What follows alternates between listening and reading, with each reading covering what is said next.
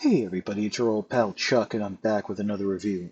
And again, we're very lucky to take a look at from the Transformers Studios series, Core Class Rise of the Beasts. This is Freezer. Freezer is actually, I'm kind of lost as how to describe it. I don't know if this is going to be a who or a what, because Freezer's a target master. It has a handheld gun mode, a stationary tripod mode, and then a third mode that can be attached to the back of Scourge in truck mode. Now, Scourge, even though it's a Wave 1 character and should have been released at the same time with Freezer, is not out yet. So there is that. Now, my, my confusion comes from, is Freezer going to be a standalone character, or is Hasbro giving a name to a bunch of infantry that are just going to be like nameless, faceless drones in the movie? Now, first of all, uh, Freezer does have a face, and that's a very interesting face. Second of all, as you saw, Freezer can stand, um, not easily. Uh, well, I should say somewhat easily. The thing is, the ball joints on this, and there's in the hips, the feet, the shoulders, and the elbows, are, I would say, rather loose. But seeing as how there's a lot of rotation on those joints to transform between mode to mode, I would rather have the joints looser than, say, being tight. So there's that. Now, uh, you can get some posing because there is the multiple arms there. Um, But it's really one of these situations, at least on mine, that once you get it in a pose, you kind of want to leave it. And the playability of this figure is going to come from its different weapon modes, which we will get into when we get back. Okay, so a few things to note before we get into the transformation proper. First of all, um, surprisingly, the limbs do lock together. At least the arms do. The legs are kind of loose, but I mean, you'll once we get into the transformation, you'll see why. Um, Also, I mean, it is a little fiddly. I'm not going to lie, but it's really not that bad. So the first thing you want to do, we're going to go into the stationary gun turret. You want to grab the head and you want to bring it up on the neck joint here so that it's completely straight up. Next, what you want to do is come in the back here, and we're going to lift up the backpack like this, and then proceed to open up the panel there. And once you have the panel open, reach in and flip out the barrel to the gun.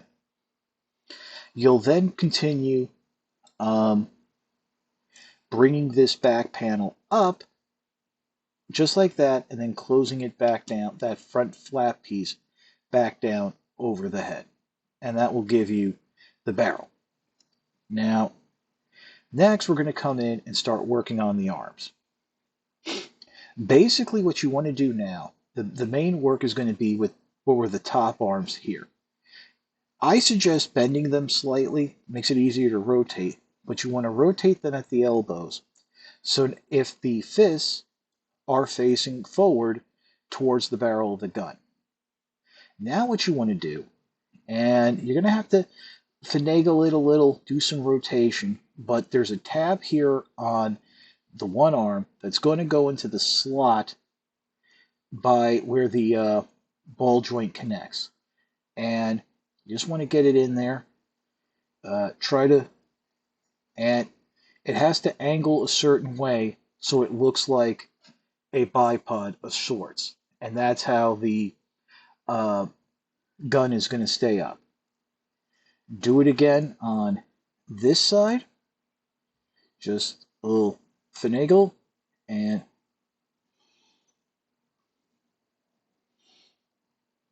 oh, maybe. And it's not that difficult, but it's just getting it in position. And unfortunately, when you're working on one, the other one might come undone. And even after having it in, as you can see, this is kind of drooping down.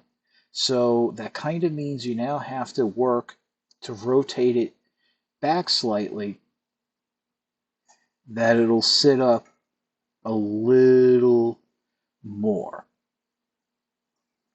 Now, in terms of the legs, all you're going to, and you see I just hit it with, like, tapped it with my hand, just like that, and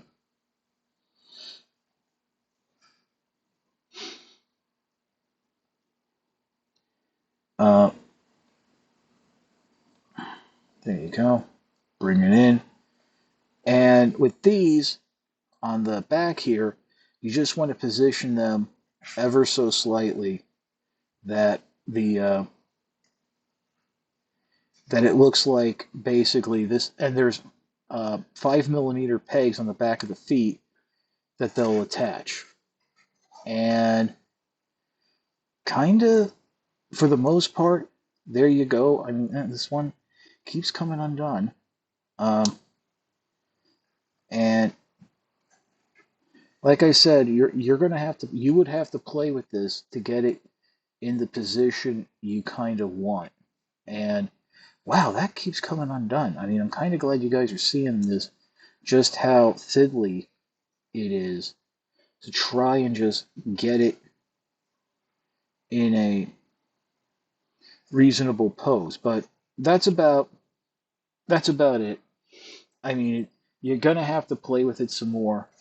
Uh, yeah. Oh, there's the cannon coming up more, but that's the one. Now I'm going to show you how to do it where it connects to the back of Scourge.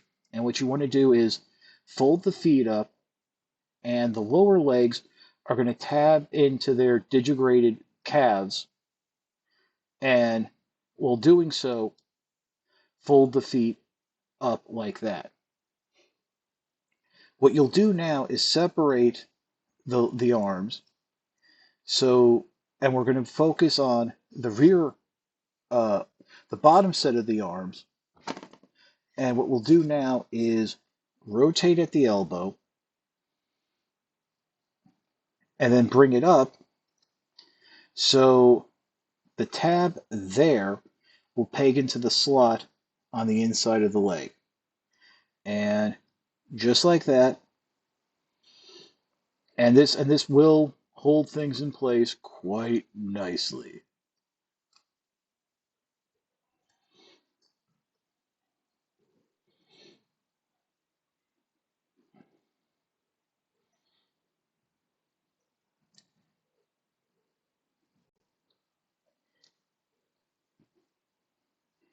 And this is going to be how the figure is supposed to connect to the back of Scourge. Now, one thing I want to point out is there are tabs here at the front of the wrists that, frankly, don't do anything in either of these modes. So this might be actually how it connects on, like it's secured in place, that these will tab into the side. And this will face off the back of the truck. Like I said, Scourge is not out yet. It has a street date of June, which means it'll probably be released next week. For the final mode, which is the handheld mode, you just want to bring the arms back and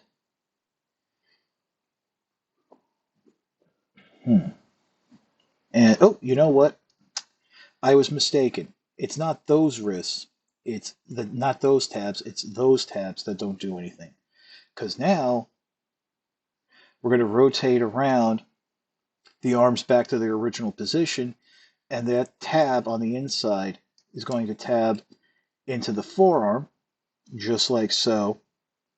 So rotate that around, bring it up, try to finagle it in. And, if stuff comes undone, redo it, and there you go. And then they show you angling the feet forward ever so slightly, and then finally come in underneath, and there's a 5 millimeter peg that pulls out and there's the rifle mode. Now, I do want to mention the legs, the legs, the feet, the arms, they're all secured. You know, that was a legitimate concern that people had about uh, Freezer's alternate modes, that stuff doesn't lock in. And when you get to this point, everything is locked in. Now, unfortunately, I don't have a figure handy to try and do the handheld weapon, uh, but it does seem you're going to have to keep the arm completely straight, and I do recommend using a large deluxe or Voyager and up. So, yep, that's about it. So what I think we can do now is we'll pause and we will come back with my final thoughts. I have to admit, Freezer may not be for everyone, but um, I think the most fun are going to be using its weapons modes. As a figure, it's a little fiddly, and like I said, because the joints are loose, you might have an issue getting it to stand. Um, but as I just said, its weapons modes are where it really does well, and I think most of you will enjoy it.